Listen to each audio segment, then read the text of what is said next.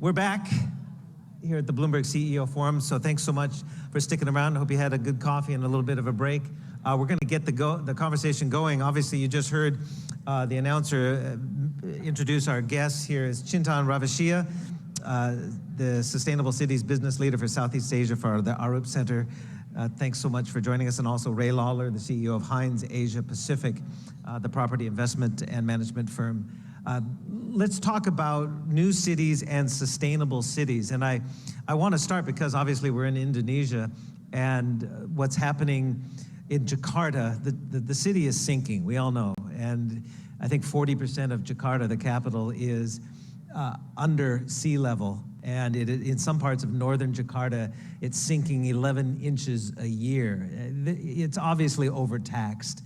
And they're going to build the new capital, or the plan is at least to build the new capital in East Kalimantan, Nusantara, I believe it is called.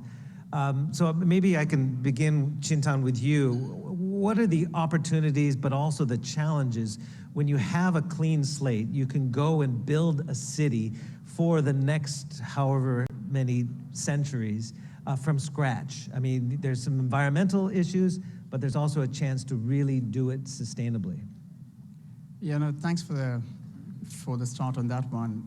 So I have to say, we started helping Indonesia on planning the new capital city pre-pandemic, and that time we were helping Bapenas to think about what that broad vision should be, which is the planning authority for Indonesia, for those of you who don't know. And we started off with the basic premise. We said we had to take everyone on board to think about the new city as the first capital city to be planned in the climate emergency era. And now we can say the first capital city to be planned in climate emergency era and a post-pandemic world. Post-pandemic, let's call it. And it has to feel, breathe, probably look, operate differently than any of the other cities we currently live in or have lived before, because it has to be different. But we don't have a choice. So that's where our premise started. But what's interesting, I think, and talking about what you just highlighted in terms of what that sustainable future could be, beyond the environmental concerns was the social sustainability. So a small anecdote was we did a whole workshop with 120 ministry representatives in Indonesia, in Jakarta, and we started with the UN SDG goals. What is interesting was that the aspect that people picked up was actually not in the UN SDGs, it was identity. What should be the identity of my future capital? And we actually had to add another slide in the UN SDGs to think about what the identity of the city of my future capital should be. So you can see it's social sustainability. So what will win out? I mean, there's those 17 sustainable development goals by the UN, right? There's everything from socioeconomic to sustainability as far as climate change and environmental impact and the like. But you're saying there's an added element here. There's a cultural element as well. Absolutely, cultural element. And that's where because in the end, a city is always successful. When we think about cities for 50 years, 100 years to come, the city is successful when you own, as citizens, you own that city of yours. How do you measure the ownership of a city is a really interesting one, and that's where the identity comes in, the cultural aspects come in, the uniqueness of your capital comes in, beyond the environmental concerns. Is absolutely vital to think about what that future is going to be, whether that little stream that runs through that part of Kalimantan is going to be a massive river in 20 years' time, flooding the place. We've got to think about all of those things. But beyond that, it's the emotional part of the city. Ray, what does a sustainable city mean to you? Is that sustainable profits for the big towers, or is it sustainable water recollection? Is it sustainable employment? What is a sustainable city from your experience? Yeah, thank you very much. First, I just want to say how great it is to be here in the backdrop of the G20 and speaking with you, Stephen. It's an honor to be with you too, Chintan. Thank you very much for that. I think it's really threefold, what we're seeing throughout the firm. You know, one is climate, two is affordability, and three is a convergence of the product types and the future of work. You know, Hines is a global firm. We're in 300 cities across the world. We're in 29 countries, and we have over 90 billion of assets under management. So we're in a pretty good position, I think better position than most, to see these trends around sustainability, the future of work in cities. And so what we're seeing is a lot of talk around carbon, and there are specific things we're doing about that. We're seeing a lot of talk about affordability and what that actually means. And then the future of work. We're in a way, we were talking earlier, we're living in the future, because if any of us have children or we have our young folks that work for us, they are growing up or living in a very different time.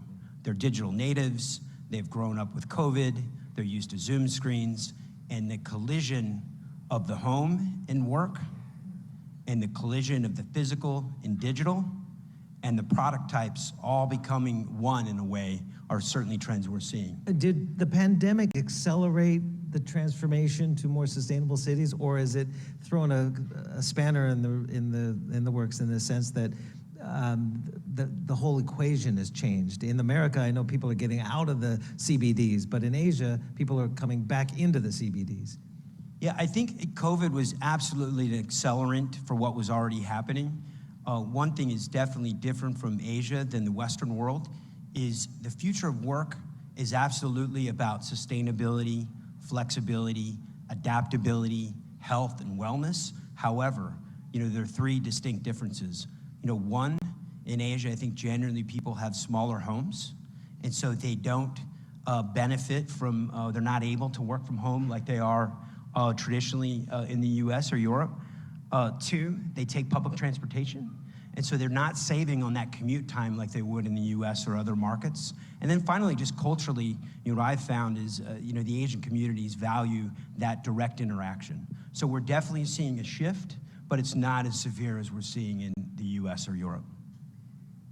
Yeah, I would completely agree on that as well. So at Arup, and like most of the multidisciplinary organizations in planning and design would have done, was assess what the future of CBDs is, the future of cities is. And there is that difference in terms of what you were mentioning, Ray, on how Asia is working culturally different than the other parts, including we were looking at Australia, and we were talking about earlier about how Australia, we had to develop a new report called Superbia, because people were moving suburbs, and what do you think about bringing back people to the CBD? But bringing the cities conversation is important in the whole decarbonization and sustainability story. I mean, just talking about certain facts, we all talk about this number that 50% of the world is currently living in cities and it's just going to grow. But 75% of emissions, 70% of the emissions come from cities, of which 75% come from built environment and transport. And we heard Toyota speak earlier about the challenges around EVs and transport, and of course the built environment.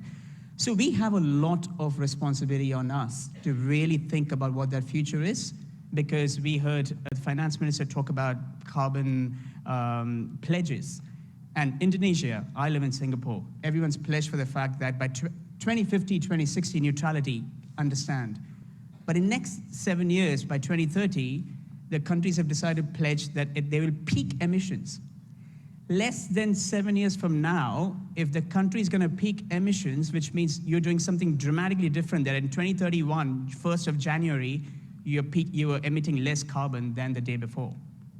Now that is profoundly a massive challenge for developers. So the work doesn't start in 2030, it started 10 years ago. Had to start 10 years ago. So yeah, that's where we are. And we can only talk about, I always talk about the fact that sustainability is not enough. If 2050, we are neutrality, which means we are still messing up the planet between now and 2050.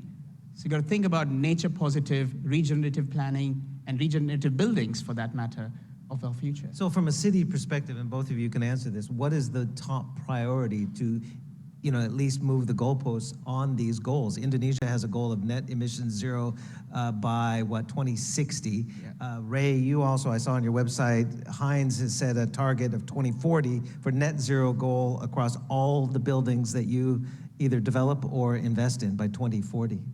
Correct. Hines has set a goal to be operationally net zero by 2040.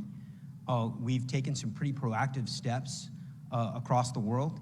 One, we've appointed the world's, or not the world's, but the industry's first carbon officer. What does he do? So he basically wakes up in the morning thinking about carbon, how we can reduce it operationally, and how we can reduce it from a development perspective. We call that embodied carbon. So that's his main job.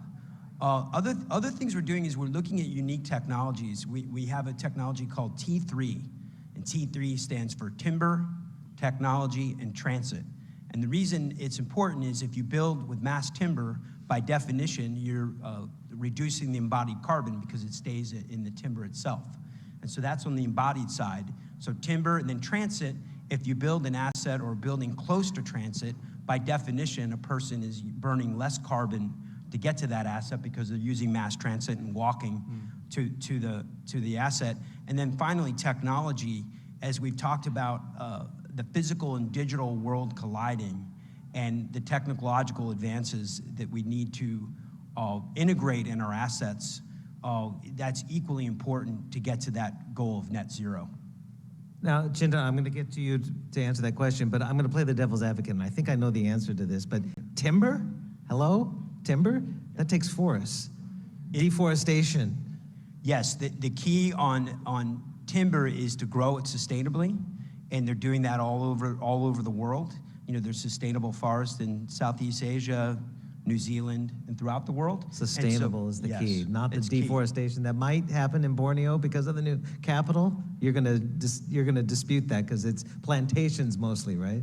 But there has been deforestation and habitats destroyed in the past. So that's where the term regenerative comes. We got to think about the plan that what's been damaged before, we turn that into something much more positive for the future. So again, my question earlier was about the priorities as far as reaching those goals, and that the world, as we all know, the COP and everything, we're behind the timeline here. So what should be the priorities for, say, for example, Indonesia to hit its target? Well, I would say Indonesia for sure, but I would say for all countries, to be honest. I've recently been fascinated by 3Ds. Now, there's always this thing, 3Ds, 6Ds, etc. But the 3Ds that I've been fascinated about is decarbonization, digitization, data. We spoke about data as a new oil. And probably the most interesting one is disclosure.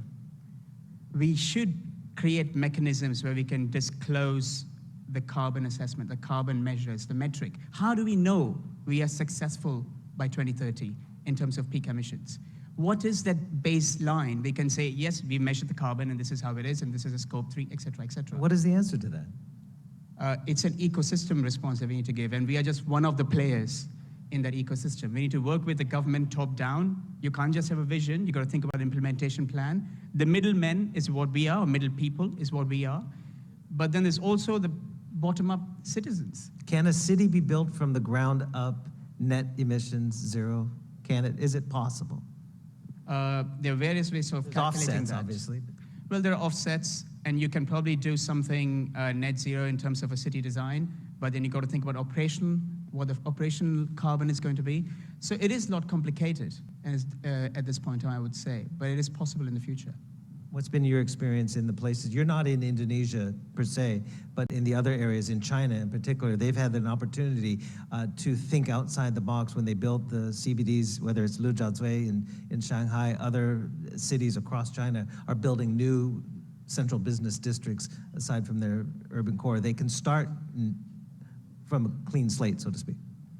Right. I think we're looking at all sorts of technologies, both in the sustainability aspect, but also the affordability.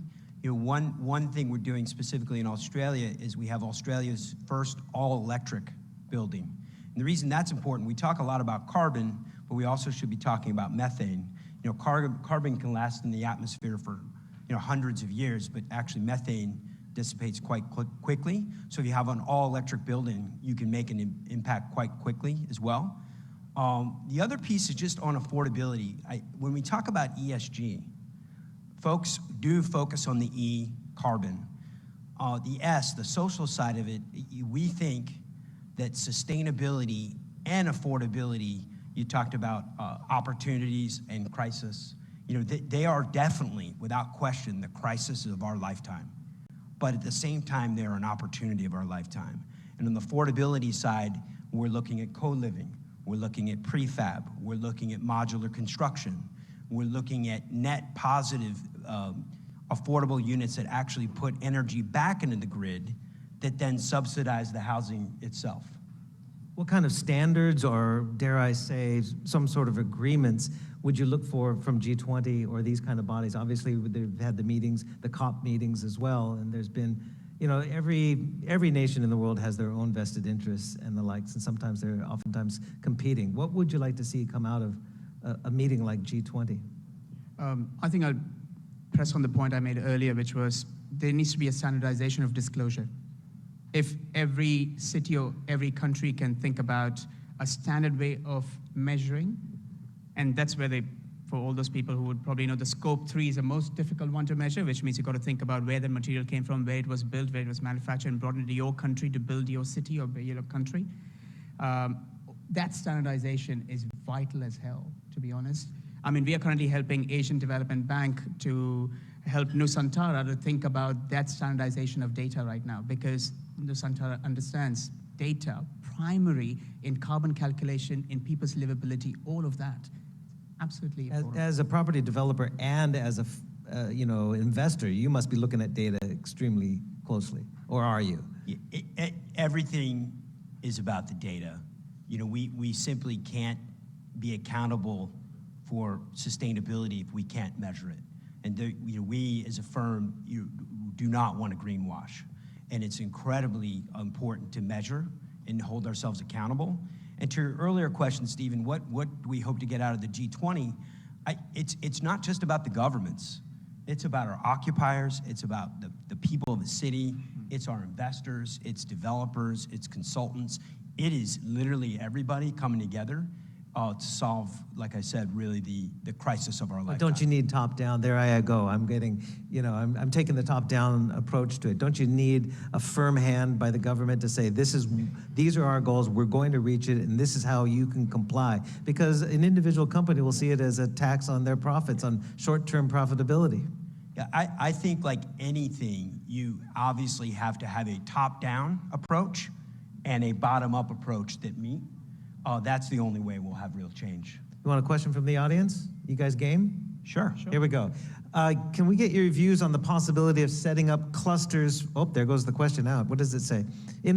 Set up clusters for innovative green technology to support MSMEs to contribute to climate change and ESG. There's not really a question in there, just clusters for innovative green technology. I think that's what we're seeing in various places throughout Southeast Asia and in Asia, aren't we? It's just every country is a little bit different in their priority for it, right? Yeah, absolutely agree. I would say, the view is, yes, positive. we definitely should be having, because you start seeing that when there is a density of creative or innovative clusters coming together to do things in terms of innovation and sharing that. And I said earlier that the success is the ecosystem changing. And for that ecosystem, you need partners primarily. It's super important. We said top-down government, and you spoke about that earlier, the top-down government vision, absolutely vital. But in terms of thinking about then the middle section, the financiers, the funders, all of those people, we need to think about partnerships at that level for that success of implementation. Well, what's the key element to getting some innovative financing for these initiatives? And actually taking the initiatives from paper to reality? Because you got to fund it. Yeah, agree. And that's probably what they're going to have a talk about at G20, isn't it, this time? About how do you think about innovative financing and funding for developing nations, think about tackling the idea of climate change. And where do you think that the governments come together to create those clusters to be able to do that further?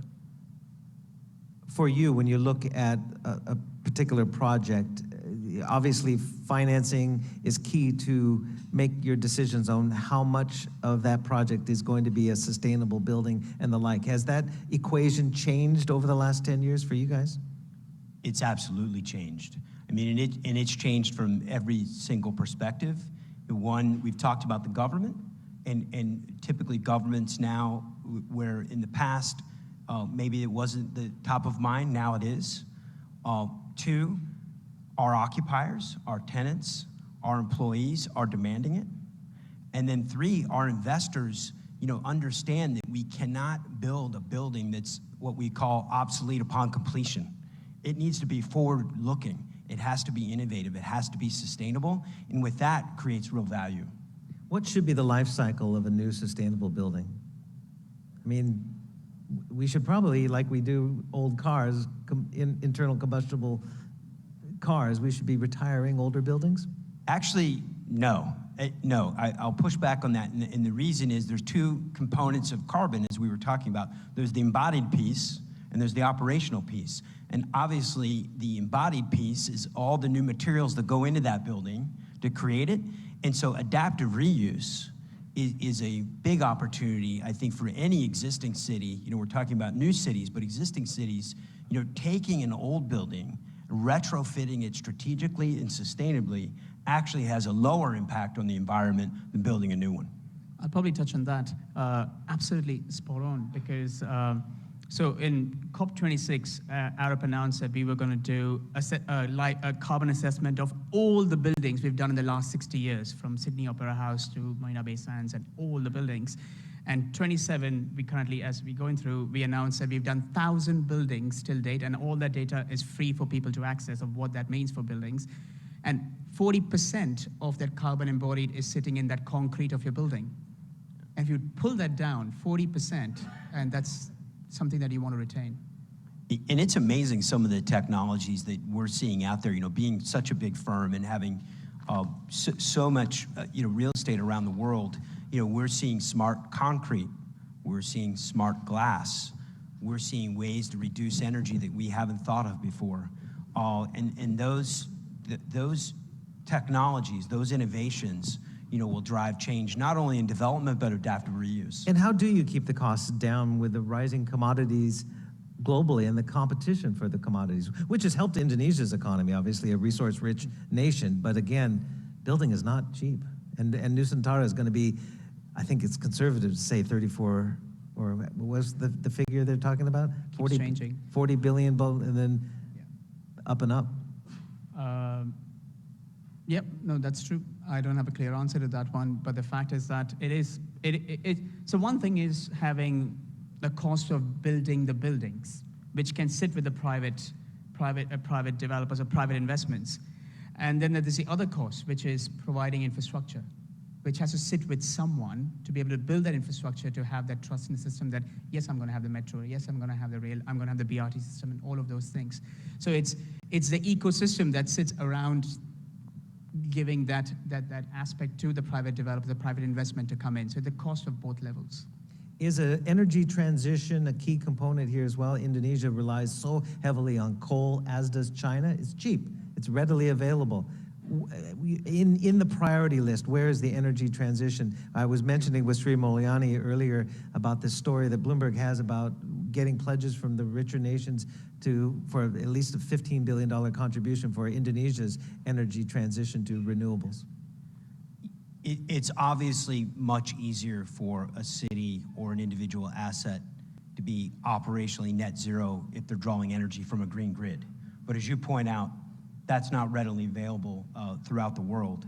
And so as property owners and developers, we want to create individual mechanisms within the asset to create as much energy as we can to make it net zero, through solars, through renewable, through various smart technologies to not only create renewable energy, but reduce it at the same time while the green grid actually comes online, because it's going to take some time.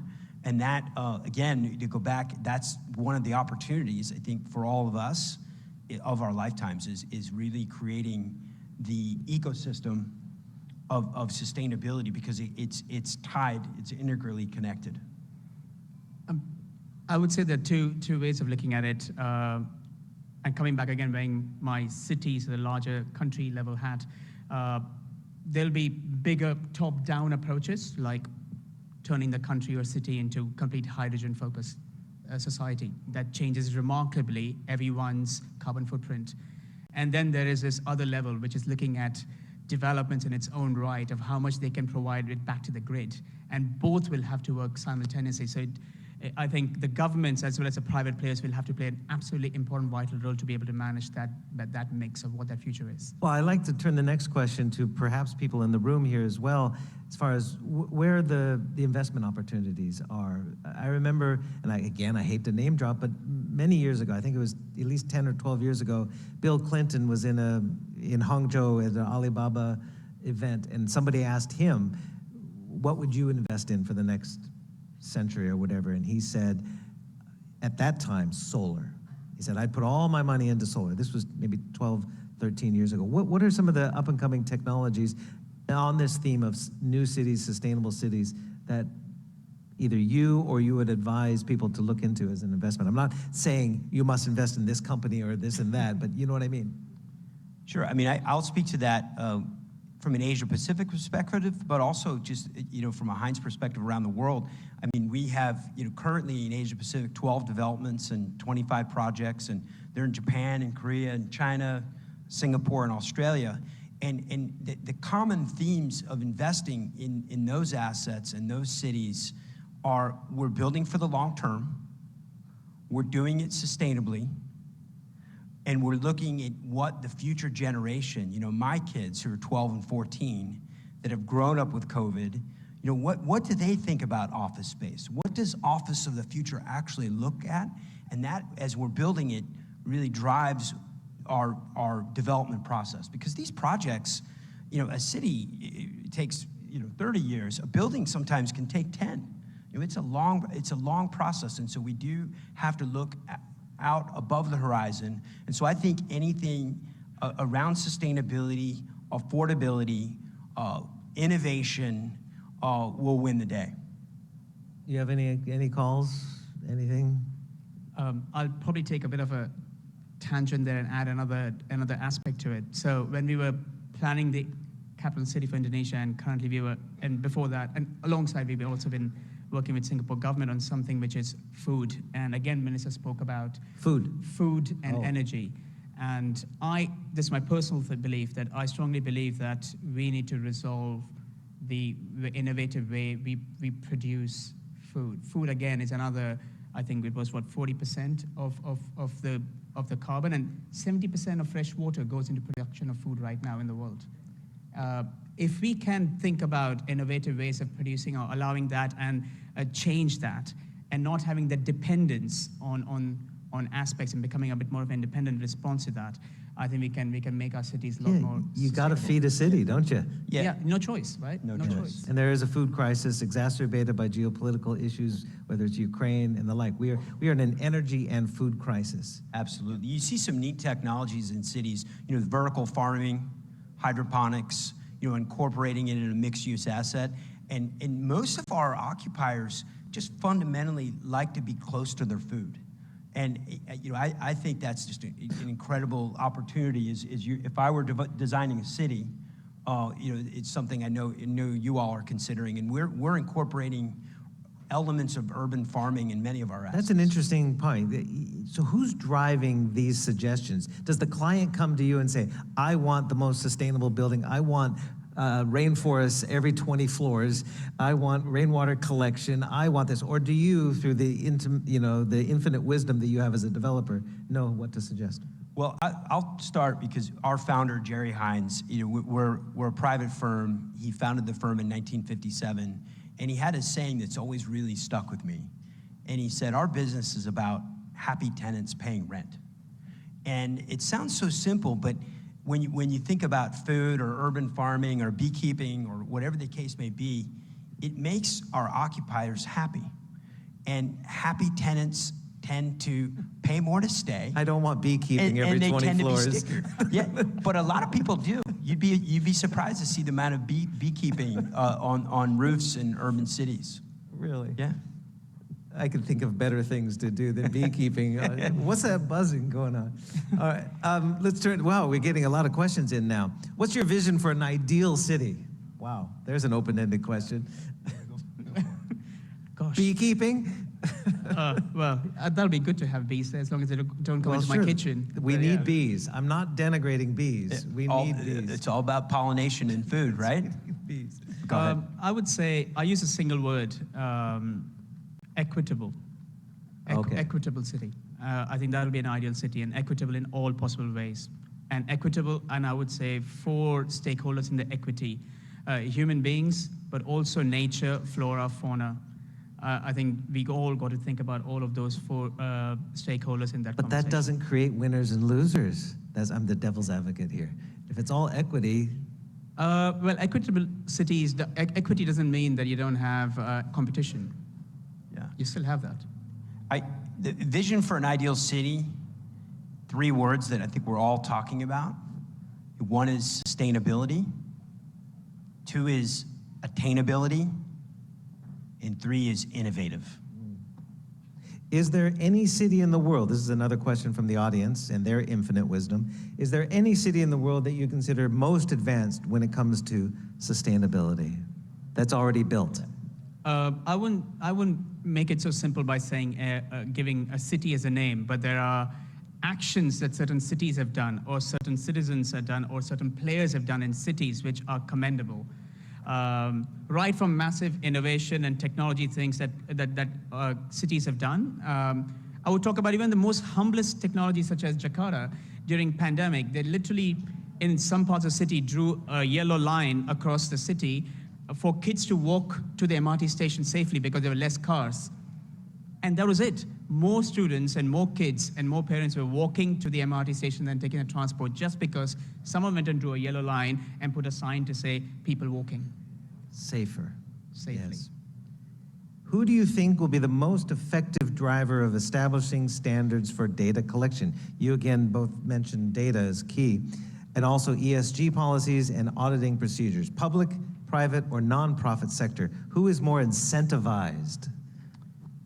It's a fascinating question. I think we right now, and you obviously do too, we have a front row seat because privately we are doing it. We are collecting our data. But publicly, we're being increasingly asked by our investors and municipalities to provide that data. And then the not-for-profit also has an equally important role. So I would say they're not mutually exclusive, all equally important. Yep. Any final points, gentlemen, that I didn't bring up? I didn't extract the dentist that I am? No? I would just say, and I said it earlier, we're living in an incredibly unique time. There's a rapid convergence of the product types, the physical and digital world. Everyone's talking about carbon. Everyone's talking about attainability. And that just makes me really excited. And it makes me excited because, as we've said, I think we're in a position now to come together and do something about it. I'll probably add one last sentence that we got to decarbonize the existing, and we got to think about a nature-positive future. That's what I would say. Ladies and gentlemen, please thank our 2 guests, Chintan Raveshia and Ray Lawler. We'll be looking forward to seeing the progress, obviously, on Nusantara, which I believe is supposed to be completed by 2045, right? I'll be 80 by then. I'll come retire there. Yeah. Thank you. Thank you, Stephen. Thank you, Chintan. Thank you. Thanks, Steve. Thanks, Ray.